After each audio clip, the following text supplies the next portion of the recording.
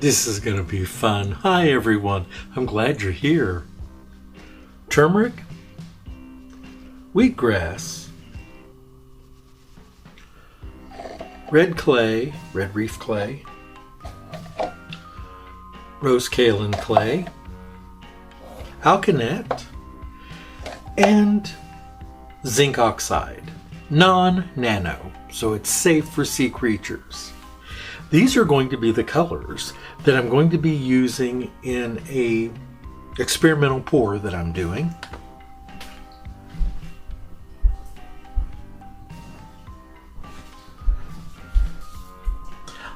I purchased a roll of this stuff. I think it was $3 at Lowe's. It's for putting behind tile and things to mount. I'm not real sure. It was in the hardware department, and it was under $5 for this roll of, I don't know, quite a bit. A lot more than I really need. But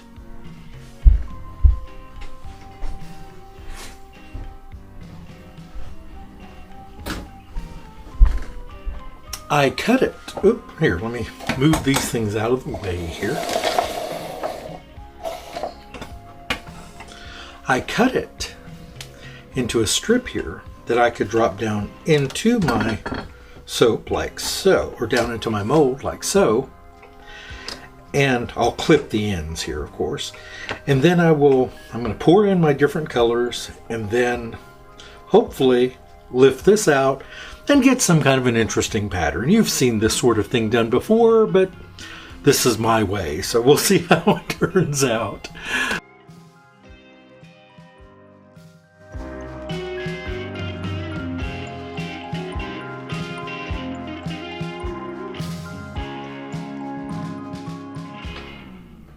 So this is made using more soft oils than hard oils. I added a bit more olive oil to this because I wanted it to stay liquid or workable longer.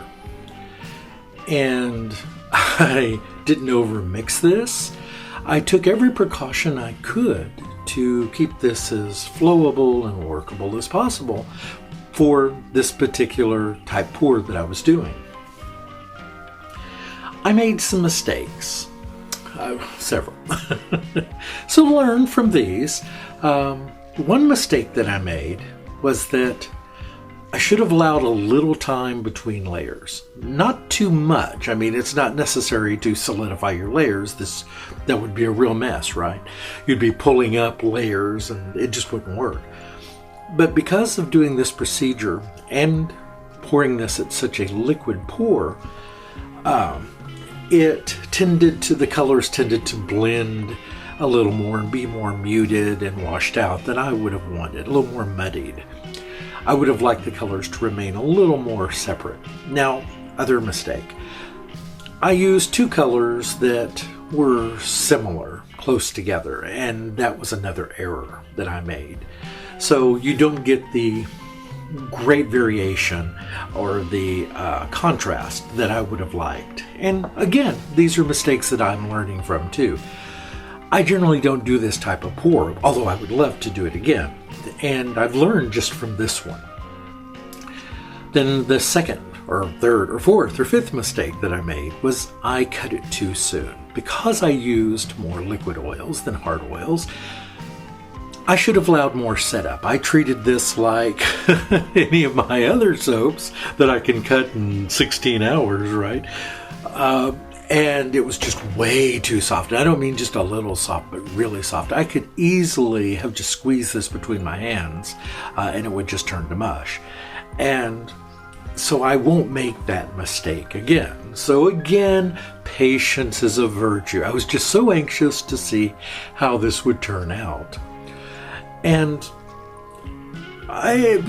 you'll see at the end, in the cut, it looks better once it's cut and dries a little. I've already seen improvement, and you'll notice that in the pictures that the pattern is a little more clear because as the inside dries after it's sliced, those colors are becoming more vibrant. And so I am happier with it now that it has been cut and set a bit than when I first cut it.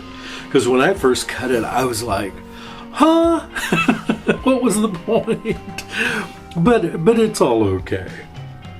Now, I also have been spending so much time at work recently that I'm thinking more and more of retiring early. Now, what do I mean by that? Well, I was planning on retiring next year or the year after. No, that's not right. Let me rephrase that. I was planning on retiring at 65, okay, which is a few years off. But I now think that after next year, I'm going to try to retire a little early, at least to go part-time. Only because I think it'll be better for my health. I need to do this kind of thing. My soaping, my salves, my serums, my potions, those are the things that bring me peace. And I sleep good at night when I can do this. But the stress of this job, and I love the job. I really do love what I do. They always say if you love what you do, you'll never work another day in your life. Well, they are liars. You can love what you do and still be exhausted, and that's me. So my job's going to change again. Go back to what it was last year. I'm going back to the original position that I had as a attendance manager, which is what I prefer. I do enjoy that, and that's what I've been doing over here as well, to some degree. But I don't know what it is. My health is okay. I don't have anything that's going to kill me. Okay, so let me be honest with you there. I told you all about my throat and that sort of thing. And I will probably deal with that my whole life. But I just want to spend more time. I want this to be my job. Now, am I making enough with the soaps and stuff to do it full time? Not really. Not as my only means of income. Although I was really surprised how much I sold last year, more than I realized. When I got the report from Etsy and then from my market, I do keep logs of that through Square, and I was really surprised that I sold a lot more last year than I had realized. Now, could I live on it? Yes, I could live on it if I didn't have any bills, if I was living in a tiny home on a mountaintop somewhere with no utilities or anything like that. But unfortunately, that's not the world I live in. I have a lot of animals that depend on me, and I do have utilities and those sort of things like everyone, and bills,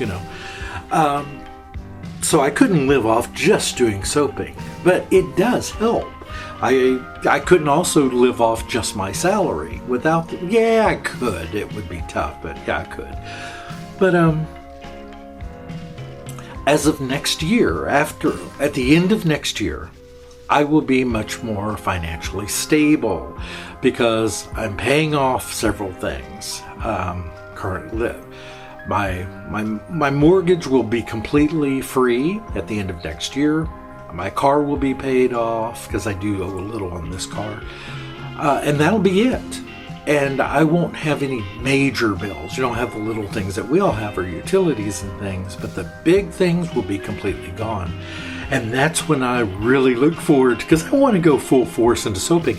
And not that I'll do it as my job necessarily. If I make money off of it, that's great, but it's what I love to do. As I've said time and time again, I had rather do this than almost anything else. I love this, and it doesn't feel like work to me. Now, when I get one of those big giant orders, like, for a couple hundred bars of soap, those sort of things, or 1,600 as one order, that's pretty exhausting. If I had helpers, that wouldn't be so bad, but when you're one person, imagine pouring 1,000 bars of soap, what you have to do for that, right? How many molds you need, or If you don't have that many molds, and you're going to have to do multiple pours over multiple days and weeks, and you can understand, it can be a hassle. So I really don't want to be a wholesaler doing that kind of stuff. That's not fun. I didn't find that enjoyable. I mean, I enjoy making the soap, but it's just not my thing. I prefer the small stuff here just on YouTube, playing with you all and making the occasional sale. That's fine. I do not need that. That's why I don't have a Patreon account. I'm not asking for money. I'm not... it's just not a big deal. I make enough off the little bit I get from Amazon, the little bit that I get from YouTube. It adds up. You know, a little here and a little there, and that helps tremendously. Why am I talking about all this? Well, just that I was making, a video a day when I was laid off, and I loved that. And I found I could do that. And that's what I want to do again. And I just want you to know, if you can hang on with me through the rest of next year, I think you're going to be very pleased, because I have a lot of things I want to do, but I simply, with this job, just don't have the time. I start in the morning at 7 a.m. and I'm usually not done until 7 or 8 at night. And so I'm just tired, and I just don't feel like doing a whole lot more. And I've been falling asleep in my chair and yawning. See, I shouldn't talk about it, because I talk about being tired and I start yawning. But I do. But let me say this though: when I do go back to my old position here, the 1st of January, that will be more comfortable for me, and I'll be back where I was a year ago, and I was soaping regularly then and doing things, because that's a job I know and I can do with my eyes, well, so to speak. It's not difficult for me to do. It's something I love to do, and it's a little easier than what I'm doing now. This is a little more rush, get it done, and that's not so much. So, well, I've babbled on long enough here, but I just wanted to fill you all in a bit. So I hope that you enjoyed this soap. I did have a lot of fun putting it together, and I think that it's going to continue to improve. And I'm going to do this again, but I'm going to do some of the things that I stated. I'm going to not pour my soap quite so fluid. I'm going to try to get it a little bit thicker, maybe bring it up to trace, and try this that way. And also use a little more patience in my cut too. All right. So listen, I hope you all have a tremendous week. I look forward to seeing you in the next video. And wow, Christmas is just getting so close, isn't it? Have you all done your shopping? All right, take care, everyone. We'll talk soon. Goodbye.